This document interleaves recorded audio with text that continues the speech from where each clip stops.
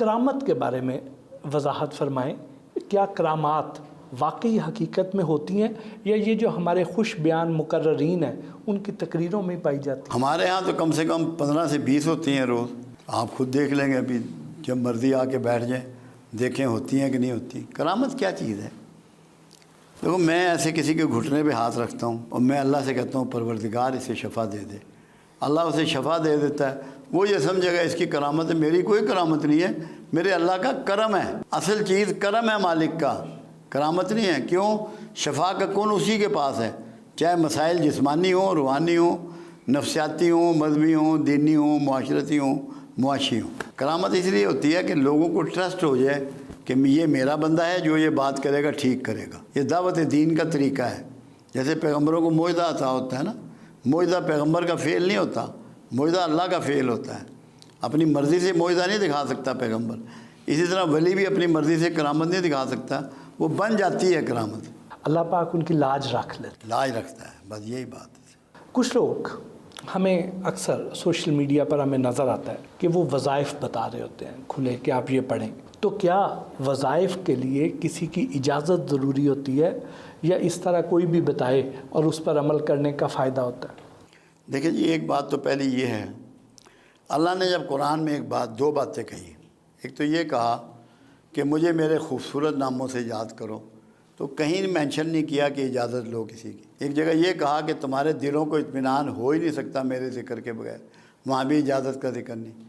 اجازت تو یہ ہم لوگوں نے گھڑی تاکہ ہمارے پاس آئے گا، اجازت لے گا، کچھ نہ کوئی مال لے کے آئے گا یا کوئی دے کے جائے گا. تو یہ اجازت تو ہے وہاں سے. اس میں صرف ایک ٹیکنیکل بعض اوقات ایشو آ جاتے ہیں جس کے لیے اجازت کی شاید ضرورت پیش آتی ہے. میں لاہور میں تقریر کر رہا تھا، میری پہلی کتاب کا پہلا لیکچر تھا اللہ الصمد. ایک ڈاکٹر صاحب تھے، انہوں نے پی ایچ ڈی کیا ہوا تھا ہسٹری میں. انہوں نے یہ سوال مجھ سے کیا. میں نے ڈاکٹر صاحب سے پوچھا، میں نے کہا آپ کیا ذکر کرتے ہیں؟ کہتے ہیں اللہ ہو کا. میں نے کہا گول کیا ہے؟ کہ بیٹیوں کی شادی ہو جائے. میں نے کہا اشفاق صاحب، ہو کہتے ہیں ویرانے کو، اللہ ہوت، مقام ہوت، جہاں کوئی روح نہیں پہنچ سکتی، کوئی مخلوق نہیں پہنچ سکتی، صرف رسول اللہ گئے ہیں، جبرائیل بھی وہاں نہیں جا سکتے. تو میں نے کہا ویرانہ مانگ رہے ہو اور بچیوں کی شادی مانگ رہے ہو؟ میں نے کہا تم اللہ کو یاد کرو. ہو کا ذکر ان لوگوں کے لیے ہے جو جنگلوں میں جا کے کرتے ہیں، جن کے بچے نہیں ہوتے، بیوی نہیں ہوتی، خاندان نہیں ہوتا. تمہیں میں ذکر تجویز کرتا ہوں، تم یہ ذکر کرو، اللہ کو یاد کرو، مگر یہ ذکر کرو، اللہ تمہارے لیے آسانیاں لکھ دے گا. میری بات سمجھ گئے آپ؟ یہ تھوڑا سا استاد سے اگر آدمی پوچھ لے، اجازت کا حکم کہیں نہیں ہے. لیکن کسی کو نماز پڑھنے کے لیے حکم نہیں ہے کہ تم نے پوچھنا ہے کسی سے، نہ تہجد کے لیے حکم ہے، نہ قرآن، نہ ذکر. اللہ کہتا ہے میرا ذکر کرو، میری یاد کرو، اور مجھے اس طرح یاد کرو جیسے اپنے آباء و اجداد کو، اس سے بھی زیادہ. کوئی سی اجازت کی ضرورت نہیں ہے. اور اگر آپ کسی استاد سے پوچھ لیں گے تو پھر اس میں سب کچھ دعا فائدہ بھی ہوگا. شامل ہو جائے گی. اس میں دعا بھی ہوتی ہے. دوسرا اس میں یہ ہوتا ہے، سارے لفظ جو ہے نا یہ کسی نہ کسی معاملے کو ڈیل کرتے ہیں اللہ کے نام. استاد کو پتہ ہوتا ہے کہ اس کی کیا ضرورت ہے، اس کو کون سا لفظ دوں گا جو اس کا یہ مسئلہ حل ہوگا. جیسے اینٹی بائیوٹک ہے یا کوئی دوائیاں ہیں، جب تک کہ آپ ٹیسٹ نہیں کرائیں گے وہ دوائی کارگر نہیں ہوتی. یہ ایسے ہی ہے، یہ بھی دوائی ہے، ذکر بھی دوائیوں کی طرح ہی ہے. پیر کامل کون ہوتا ہے؟ پیر کامل تو ایک ہی ہے، اور تو کوئی کامل ہے نہیں، اور وہ محمد رسول اللہ ہے. کامل ذات تو انہی کی ہے، باقی ہر ایک میں کوئی نہ کوئی عیب، چھوٹا موٹا خامی کوتاہی ہوتی ہے. اس لیے پیر کامل تو سرکار ہی ہے. جس طرح بڑے بڑے اولیاء گزرے ہیں، بڑے بڑے عظیم اولیاء گزرے ہیں، اور اب ہمیں اس طرح کے اولیاء نظر نہیں آتے ہیں، کیا ہمیں دیکھنا نہیں آتا کیا، یا وہ ہیں نہیں ہیں؟ ہائے ہائے، بڑے بڑے ڈڈے سوالے کر دیں پہ میں نا جواب دیں، کسی اور نے نہیں جواب دینے آپ کو. رسول اللہ نے یہ فرمایا کہ قیامت کے قریب علم اٹھا لیا جائے گا. لوگوں نے کہا یا رسول اللہ صلی اللہ علیہ وسلم کیا قرآن اٹھا لیا جائے گا؟ فرمایا نہیں، علم یہ ہے جو میں لایا ہوں اور جو اس پہ عمل کر کے دکھا رہے ہیں، یہ علم ہے. جو وحی کے علم پہ ایکٹ کر رہے ہیں یہ علم ہے. جیسے جیسے یہ لوگ فوت ہوتے جائیں گے، ان کے مقابلے کا، ان کے لیول کا دوبارہ پیدا نہ کیا جائے گا. اس کا مطلب ہوگا علم کا اٹھ جانا. تو اب وہ لوگ نہیں پیدا کیے جا رہے اس لیول کے، اس لیے آپ کا قصور نہیں ہے، علم اٹھ رہا ہے۔ تو اب اس طرح کے اس لیول کے نہ صحیح ان کی شبیہیں ہم نے ڈھونڈنی ہو تو کیسے ڈھونڈیں؟ ڈھونڈنے کی ضرورت نہیں ہے اس کا۔ میں نے جو طریقہ کیا، میں بہت گھما، 14 سال کی عمر سے میں نکلا اور الحمدللہ رج کے دھکے کھائے، مجھے تو کوئی ملا نہیں۔ پھر دماغ میں ایک بات آئی کہ جس نے دینا ہے میں اس کے پیچھے کیوں نہیں پڑتا، تو میں اپنے رب کے پیچھے پڑ گیا، اس نے سب کچھ ہی دے دیا۔ تو آپ اللہ کے پیچھے پڑیں، کسی کی طرف جانے کی ضرورت نہیں ہے۔